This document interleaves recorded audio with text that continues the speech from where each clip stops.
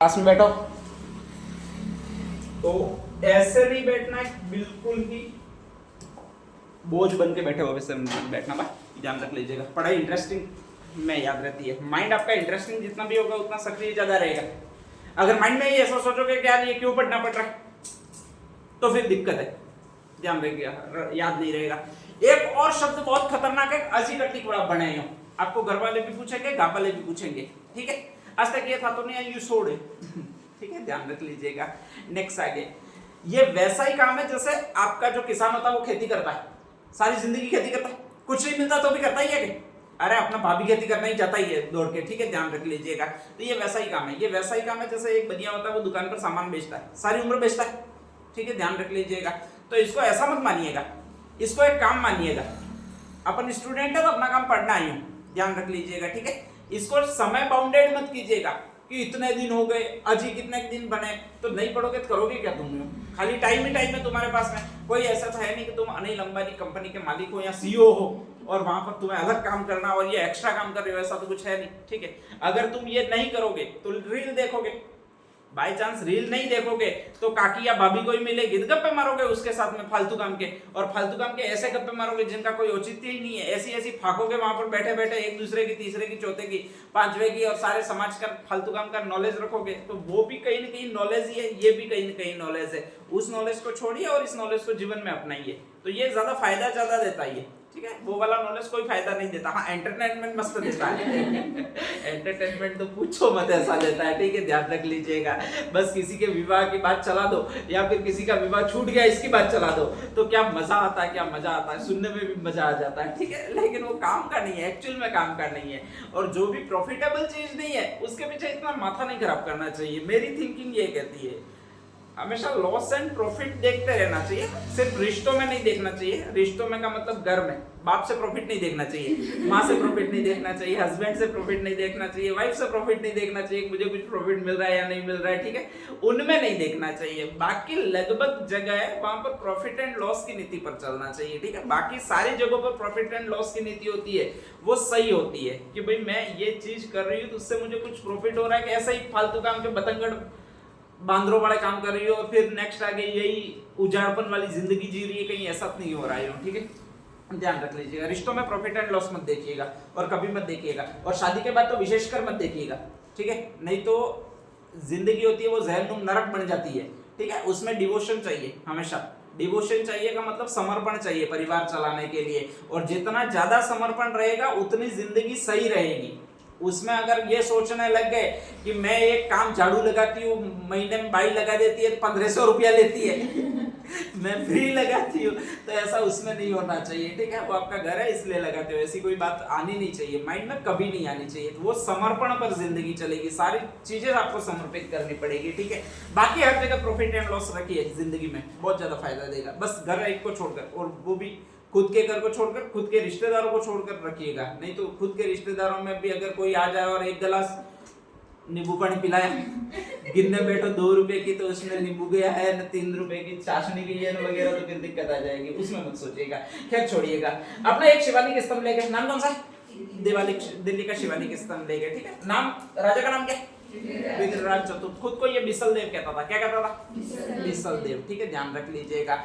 बिसल देव का मतलब होता है ईश्वर, मतलब भगवान शंकर को मानने वाला, तो ये भगवान शंकर को ही मानता था, इसीलिए इसका स्तंभ लेके वो भी ये स्तंभ लेके। नाम कौन सा भैया आपके? शिवालिक स्तंभ लेके। इसका तो जो चिन्ह था वो भी शिवजी वाला ही, ठीक है, ध्यान रख लीजिएगा। जहां जहां पर भी इसने कहा जाता है राज्य किया था वहां पर शिवजी की मूड़ी काट दी थी, ठीक है। 2 कारण थे, एक तो शिवजी की मूड़ी है, हर कोई डरता है ठीक है, ध्यान रख लीजिएगा। उसको कोई उखाड़ने का साहस भी नहीं करता है, ठीक है, पौगे के वापस चला जाता है, पता नहीं शिवजी कब अपनी तीसरी आंख खोल दे, ठीक है, कब वो अचानक बैठे बैठे भांगड़ा करने लग जाए या नृत्य करने लग जाए कैलाश पर्वत से ही सीधा, और कब तांडव दिखा दे कुछ पता नहीं चलता है। इंसान सबसे ज्यादा डर डर के रहता है, वो मौत से डर डर के रहता है, और मौत का दूसरा नाम है वही आपका देवता। कौन सा देवता भी आपके? शिव देवता है, ध्यान रख लीजिएगा। तो विग्रहराज चतुर्थ बहुत इंटेलिजेंट था, वो सोचता था कि साला कोई ना कोई मेरे जो भी स्तंभ लेख लगा जा रहा हूँ वो कोई ना कोई उखाड़ डालेगा तो मुझे किसके स्तंभ लेख लगवाने भाई आपके? शिव जी के स्तंभ लेख लगवाने या फिर शिवालिक स्तंभ लेख लगवाने, ध्यान रख लीजिएगा, ताकि कोई उखाड़ ही नहीं पाएगा, और कोई उखाड़ नहीं पाएगा तो वहां तक मेरे स्थायी रहेंगे। इसने ये लगवाया था, वो यहाँ पर लगवाया था, कहां पर? दिल्ली में शिवालिक स्तंभ लेख लिखवाया था, ठीक है, ध्यान रख लीजिएगा। बहुत पुराना स्तंभ लेख है और दिल्ली तक इसकी सीमाएं थी, ये कहा जाता है। किसकी सीमाएं थी? विग्रहराज चतुर्थ की। तो भारत का ऐसा सम्राट जिसकी सीमाएं दिल्ली तक रही है वो आपके विग्रहराज चतुर्थ है, ध्यान रख लीजिएगा। फिर नेक्स्ट आगे जैसे ही सीमा फैल गई, दिल्ली तक सीमाएं चली गई तो कोई प्रॉब्लम हुई नहीं। इसके बाद में उसने भी नहीं सोचा कि मुझे आगे सीमाएं ले जानी है, संतुष्ट हो गया अपना आदमी, ठीक है। अपने भी एक नौकरी छोटी मोटी मिल जाती है, संतुष्ट हो जाता है, वैसे वैसे वो भी हो गया था। इसके बाद में उसने कहा जाता है जन निर्माण के कार्य करवाए, अपने नाम पे तालाब बनवाए, अपने नाम पर शहर बनवाया और अपने नाम पर ही बांध बनवाए, ताकि लोगों की पानी की आपूर्ति पूरी हो सके। लोगों की आपूर्ति कहां पर पानी पिलाना है लोगों को? तो वो शासक कहां का है? अजमेर का है। कहां का है? तो अजमेर में पानी लाने के लिए उसने जो बांध बनवाए अपने नाम के, वो टोंक में बनाए। कहां पर बना? टोंक में, ठीक है। तो एक तो बिसलपुर बांध है, एक बिसलसर आपके सागर तालाब है, और एक बिसलसर बांध है, और एक बिसलपुर शहर है, ठीक है, ध्यान रख लीजिएगा। इन तीनों के निर्माण करवाया और टोंक सवाई माधोपुर की उसने सीमा पर करवाया, ध्यान रख लीजिएगा, ठीक है। तो ये दो चीजें हो जाती है। कहा जाता है कि वो और ज्यादा विद्वान था, बच्चों के बारे में बहुत ज्यादा सोचता था, ठीक है। अभी आप कहते हो ये गणित निकाली वो अंग्रेजों ने निकाली, अंग्रेजी निकाली अंग्रेजों ने निकाली, ठीक है।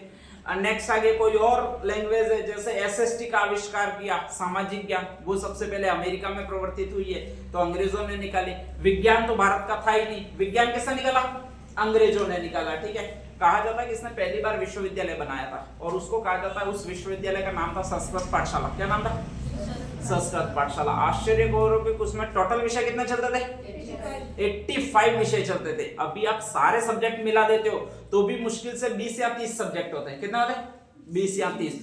बायोलॉजी, जूलॉजी, बॉटनी सारी कर देते हो तो भी 20 या 30 सब्जेक्ट होते हैं, ठीक है। उस समय 85 विषय पढ़ाए जाते थे भारत में, सबसे बड़ी बात है। और उसको वो भी संस्कृत विश्वविद्यालय में पढ़ाए जा रहे हैं। संस्कृत विश्वविद्यालय वो इस विग्रहराज चतुर्थ द्वारा बनाया गया। तो देखो कितना जेन्युइन पर्सन होगा, कितना विद्वान आदमी होगा, उसने 85 जो सब्जेक्ट पढ़ाते हैं वो सब्जेक्ट टीचर लाया स्पेशली, और अजमेर में आपके विश्वविद्यालय बनाया। अगर दुनिया का पहला विश्वविद्यालय नालंदा और तक्षशिला के बाद में नेक्स्ट आगे विश्वविद्यालय कोई बहुत बड़ा रहा है तो वो इसी का विश्वविद्यालय था। किसका? विग्रहराज चतुर्थ का, ठीक है। तो कभी भी आ जाए संस्कृत पाठशाला का निर्माण किसने करवाया? तो विग्रहराज चतुर्थ ने करवाया। बहुत समृद्ध था, साहित्य भी बहुत समृद्ध था, वगैरह भी बहुत ज्यादा था, ध्यान रख लीजिएगा। लेकिन करम जला वो एक आ गया 2.5 दिन का झोपड़ा बनाने वाला, कुतुबुद्दीन ऐबक। क्या नाम था? और इस संस्कृत पाठशाला को पूरा तोड़वा दिया, यहाँ की जितनी भी किताबें थी वो जला दी। ये हरामखोर एक तो ना तो किसी को पढ़ने देंगे ना खुद पढ़ेंगे वाली सिस्टम है, ठीक है, ध्यान रख लीजिएगा। और उसका एकमात्र कारण है जेनेटिक डिसऑर्डर है। गोत्र में या खुद की बहनों से वगैरह शादी कर लेता और मन बुद्धि फिर पैदा होते हैं, ठीक है, इंटेलिजेंट पैदा ही नहीं होते। और एक ही किताब रखी हुई है, हमारे अल्लाह ने जो दी है वही पढ़ो, कुरान मजीद, बाकी सारी किताबें व्यर्थ है, ठीक है। तो इसलिए कहा जाता है कि उन्होंने सारी किताबों को ही जला दिया। और फिर कहा जाता है कि इस विश्वविद्यालय को ही तुड़वा दिया और एक झोपड़ा बनाया। झोपड़ा कौन सा है? 2.5 दिन। तो 2.5 दिन तो उसको तोड़ने में ही लग गए, ठीक है। और फिर जितना भी खंडहर था उस पे नेम प्लेट चिपकाई, वो 2.5 दिन का झोपड़ा कहलाती है, ध्यान रख लीजिएगा। तो वो किया। इसके फेमस नाटक है, उसमें से एक बहुत ज्यादा फेमस है, विग्रहराज चतुर्थ खुद ने लिखा है, और उसका नाम है हरिकेली। क्या नाम है? हरिकेली एक्चुअल में नाम नहीं है, बल्कि हर के लिए एक्चुअल में नाम है, ध्यान रख लीजिएगा। हर किसको कहते हैं? शिव को कहते हैं। तुम्हें याद तो रह गया। हरि किसको कहते हैं? विष्णु को कहता है, ठीक है, ध्यान रख लीजिएगा। तो उसका एक फेमस नाटक है, इसको हरकेली नाटक कहते हैं। कौन सा नाटक कहते हैं? हरकेली। और हर में एक तो शिव है। कौन है? शिव। और केली जो कहा जाता है वो अर्जुन को कहा जाता है। किसको कहा जाता है? अर्जुन को कहा जाता है। तो इसमें आपके एक तो शिव और अर्जुन का संवाद है। अब शिव और अर्जुन मिले कब थे? महाभारत में। वेरी गुड, महाभारत में मिलेंगे, क्योंकि अर्जुन महाभारत में ही है, ठीक है। अभी वाले काल में अर्जुन है नहीं, तो महाभारत में मिलेंगे। महाभारत में कहां मिले थे? अरे मिले कब थे? क्या? दिव्यास्त्र की तपस्या करने के समय, ठीक है। महाभारत देखिएगा, बहुत ज्यादा नॉलेज मिलेगा आपको। तो कहा जाता है कि वो अर्जुन था, वो अंतिम युद्ध के लिए दिव्यास्त्र की तैयारी कर रहा था, और सबसे बड़े अस्त्र मिलेंगे, सबसे बड़ी मिसाइलें लेकर बैठा हुआ अगर अपना कोई भगवान है वो वही है। कौन सा? शिव। उसके बाद तो ऐसी ऐसी मिसाइलें का आप नाम भी नहीं बता सकते, ध्यान रख लीजिएगा, ठीक है। पहले अभी ब्रह्मोस चलती है, उस समय पाशुपतास्त्र चलता था। कौन सा पतास्त्र था? पाशुपतास्त्र, ठीक है। एक जगह से हिट करो दूसरी जगह जाता था, गिरता था और वहां पर नष्ट कर देता था, ध्यान रख लीजिएगा। अभी जो परमाणु बम कहते हो उसको उस समय कहा जाता था ब्रह्मास्त्र। क्या कहा जाता था? वो तो परमाणु बम से भी ताकतवर था। कहते हैं कि एक बार चला दिया तो सारी सृष्टि नाश विनाश, कुछ भी नहीं बचेगा, एक पत्ता तक नहीं बचेगा। अभी तक चलाया ही नहीं गया। वो भाग्य अपना अच्छा कि अपन आ गए ठीक है, नहीं तो वो चला देते पहले वाले, ये साले सिर भी रहते ही सारे, कभी बाई चांस किसी ने चला दिया होता तो ये पृथ्वी नहीं रहती, उसका ही नाश हो जाता, यो कहा जाता है। वास्तव में ऐसे होंगे कि नहीं होंगे, लेकिन संकल्पनाएं बहुत अच्छी थी, ध्यान रख लीजिएगा। अभी के जो भी शस्त्र अस्त्र वगैरह है वो सारे के सारे उनकी संकल्पनाओं पर आधारित है, ये कहा जाता है, ध्यान रख लीजिएगा। ठीक है, तो शायद हो भी सकता है, और अगर कोई ना कोई क्रिएचर तो जरूर होगा। इतनी सारी सिस्टम चल रहे हैं, इतनी सारी सांसें चल रही है, इतने सारे लोग चल रहे हैं, लोग मर रहे हैं, नया जीवन पैदा हो रहा है, तो इनका कोई ना कोई क्रिएचर तो जरूर होगा। ठीक है, अवश्यंभावी दिन में इतनी ज्यादा असंख्य घटनाएं घट रही है, ठीक है, जिस पर किसी न किसी का कंट्रोल तो जरूर होगा। नहीं तो ऐसा तो नहीं हो सकता कि ये क्रिएचर है वो ऐसे कैसे चलता ही नहीं रहे वगैरह, नहीं होगा। ठीक है, पृथ्वी जब चल रही है, इतना सारा कुछ हो रहा है, तो कहीं ना कहीं कुछ ऐसी चीजें या कुछ ऐसी अदृश्य शक्तियां जरूर होगी, ध्यान रख लीजिएगा, कि जो इसको पूरा कंट्रोल कर रही होगी। और अदृश्य शक्तियों को अपन जानते नहीं है, तो उन्हें ईश्वर कहना ज्यादा सर्वतात या फिर ज्यादा तात्कालिक सही होगा, ध्यान रख लीजिएगा। ठीक है, तो कहा जाता है कि उसमें शिव है, और शिव है वो दिव्यास्त्र लेने के लिए उनकी पूजा कर रहा है, वो अर्जुन कर रहा है। कौन कर रहा है? अर्जुन। और अर्जुन जब पूजा कर रहा है तो उस समय एकात्म ध्यान योग लगा रहा है, मतलब ध्यान योग में बैठा हुआ है। ठीक है, ध्यान योग में जागते नहीं है अचानक। और कहा जाता है शिव एक वेश धारण करते हैं। किसका वेश धारण करता है ये बताया था? अरे शिव किसका वेश धारण करता है? ये लो, महाभारत देखा करो। किरात का मतलब शिकारी का वेश धारण करता है, और फिर एक सुअर को दौड़ाता है। किसको दौड़ाता है? सुअर को। सुअर अर्जुन की तरफ भागता है। ठीक है, ध्यान रख लीजिएगा। और अर्जुन समझ जाता है कि ये बिना ब्रेक की गाड़ी है, अगर टकराई तो मेरी हड्डियां है वो सारी मुड़ जाएगी। तो ऐसी कंडीशन में कहा जाता है कि वो अपना धनुष चलाता है, उधर से शिव धनुष चलाते हैं, दोनों का एक साथ लगता है, ये माना जाता है। और कहा जाता है शिव होते हैं, वो कहता है मेरा धनुष पहले लगा है, अर्जुन कहता है कि मेरा धनुष पहले लगा है। अर्जुन को थोड़ा सा अभिमान भी होता है कि मैं द्रोण शिष्य अर्जुन हूं, पहले मेरा ही तीर जाएगा यूं। ठीक है, और इसके बाद इन दोनों में आपस में द्वंद्व युद्ध होता है। शिव जी तो शिव जी है, उनको तो कुछ आवश्यकता ही नहीं है। ठीक है, वो तो चाहे तो अर्जुन से धनुष उठवाए, नहीं तो लखवा भी कर दे, पता नहीं क्या क्या कर दे भाई, उनके लिए क्या बड़ी बात नहीं है, ध्यान रख लीजिएगा। अर्जुन को तुरंत समझ में आ जाता कि ये कोई अवश्य महान आदमी है, या फिर महान ऐसा व्यक्तित्व है जिसके कारण मेरा धनुष है वगैरह, उसमें ना तो तीर आ रहे वगैरह, कुछ हो ही नहीं रहा है। तो वो फिर मान लेता है कि आप ही शिव हो, मैं जिनकी पूजा कर रहा था वो आप ही हो, ध्यान रख लीजिएगा। ठीक है, और ऐसी कंडीशन में उसको दिव्यास्त्र देते हैं और वापस चले जाते हैं। इसी पूरे नाटक को लिखा है, वापस लिखा है, वो विग्रहराज चतुर्थ ने लिखा है। किसने लिखा? विग्रहराज चतुर्थ ने। पूरी कॉमेडी की हुई है। ठीक है, ध्यान रख लीजिएगा। तो पूरा कॉमेडियन नाटक है, वो आपका हरकेली नाटक है, जिसका नाम है विग्रहराज चतुर्थ वाला, ध्यान रख लीजिएगा। एक फेमस और नाम है जिसको कहा जाता है ललित विग्रहराज। कौन सा नाटक है? ललित विग्रहराज। ठीक है, ध्यान रख लीजिएगा। कहा जाता है इधर अजमेर है, अजमेर से उत्तर की तरफ इंद्रपुर है, जिसको अभी आप दिल्ली वाला एरिया कहते हो, उसको पहले वाले समय में इंद्रपुर कहा जाता था। क्या कहा जाता था? इंद्रपुर। और इंद्रपुर की एक राजकुमारी होती है जिसको देसल देवी कहते हैं। क्या कहते हैं? देसल देवी। ठीक है, ध्यान रख लीजिएगा।